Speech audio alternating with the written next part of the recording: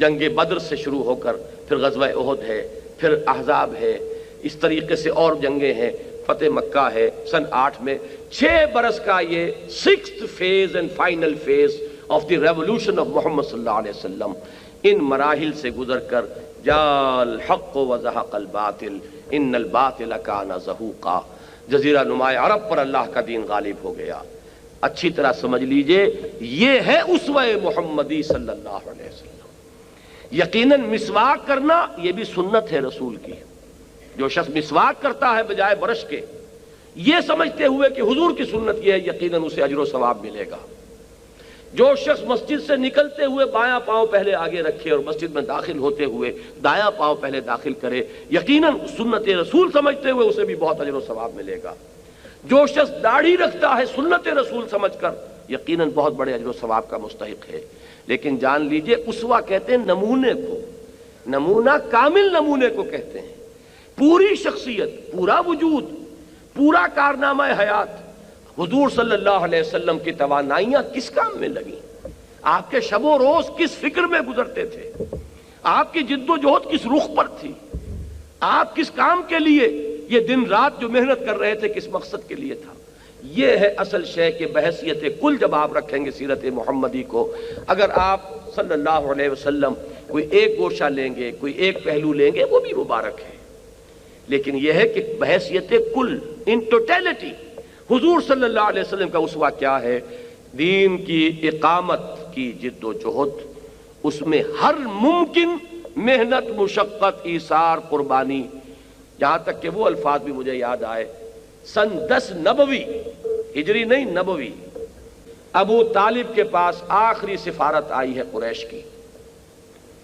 انہوں نے آخری چیلنج دیا کہ ابو طالب ہمارے صبر کا پیمانہ لبریز ہو چکا ہے، اب یا تو تم محمد کا ساتھ چھوڑ دو صلی اللہ علیہ وسلم، یا پھر ٹھیک ہے میدان میں آ جاؤ۔ اگر بنی ہاشم اپنے سپوت محمد صلی اللہ علیہ وسلم کا ساتھ چھوڑنے کو تیار نہیں ہے تو میدان میں آئے، ہم سے مقابلہ کریں۔ ابو طالب نے ابھی تک بڑی ہمت کے ساتھ ساتھ دیا تھا حضور کا، اس میں کوئی شک نہیں، لیکن اس وقت پائے ثبات میں لغزش آ گئی، ہمت جواب دے گئی، حضور کو طلب کیا۔ یہ الفاظ آتے ہیں سیرت کی کتابوں میں، بھتیجے مجھ پر اتنا بوجھ نہ ڈالو کہ جسے میں برداشت نہ کر سکوں۔ پہلی مرتبہ، 2 ہی مرتبہ حضور کے آنکھوں میں آنسو آنے کا ذکر میرے ذہن میں ہے اس وقت۔ ایک بالکل آخری دور ہے حیات دنیاوی کا، حضرت ابراہیم کے انتقال پر حضور کی آنکھوں میں آنسو آئے، یہ ریکارڈ پر ہے۔ ایک یہ پہلا مرحلہ ہے سن 10 نبوی کا، جب ابو طالب نے کہا بھتیجے مجھ پر اتنا بوجھ مت ڈالو جسے میں برداشت نہ کر سکوں، تو آنکھوں میں آنسو آئے، اور آپ نے فرمایا کہ چچا جان اب تو یا تو یہ کام پورا ہو کر رہے گا یا میں اپنے آپ کو اسی میں ہلاک کر لوں گا۔ یہ عزیمت، یہ ہمت، یہ استقامت، اور مراحل آئے، ایک سے ایک سخت مرحلہ ہے۔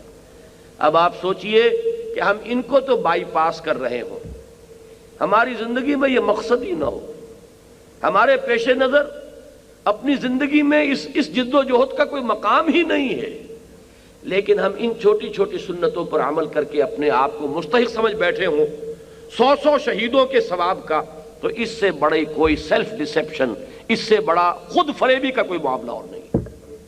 ہاں اس سنت کو جو شخص تازہ کرے کہ اللہ کے دین کے لیے جینا ہے اور مرنا ہے، قل ان صلاتی و نسکی و محیایا و مماتی للہ رب العالمین، جو اس سنت کو تازہ کرے کہ اللہ کے دین کے غلبے کی جد و جہد اسی رخ پر کرنی ہے جس رخ پر محمد رسول اللہ نے کی ہے صلی اللہ علیہ وسلم، اگر اللہ تعالیٰ اسے استقامت عطا فرمائے گا تو یقیناً حضور کے اس قول مبارک کے مطابق اسے 100 شہیدوں کا ثواب ملے۔ ہم نام لیتے ہیں صرف اور بدنام کرتے ہیں اسلام کو، ہم نعرہ لگاتے ہیں اسلام کا اور اپنے عمل سے در حقیقت اسلام کی ذلت اور رسوائی کا سامان فراہم کرتے ہیں۔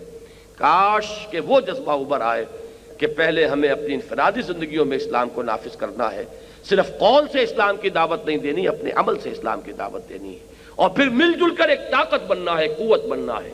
ید اللہ علی الجماع، اللہ کی تائید و نصرت جماعت کے ساتھ ہوتی ہے۔ اور اس جماعتی جد و جہد کے ساتھ حزب اللہ کی شکل اختیار کر کے انہی خطوط پر جد و جہد کرتے ہوئے جن پر حضور صلی اللہ علیہ وسلم نے فرمائی جد و جہد اللہ کے دین کو غالب کرنے کی سعی کرنی ہے. اللہ تعالیٰ مجھے اور آپ کو اس کی توفیق عطا فرمائے. اگر یہ کسی درجے میں یہ جذبہ اندر ابھرے تب تو یہ سمجھیے کہ واقعتاً سیرت النبی کا سننا سنانا بیان کرنا اس کی محفل منعقد کرنا بہت مبارک بہت مفید.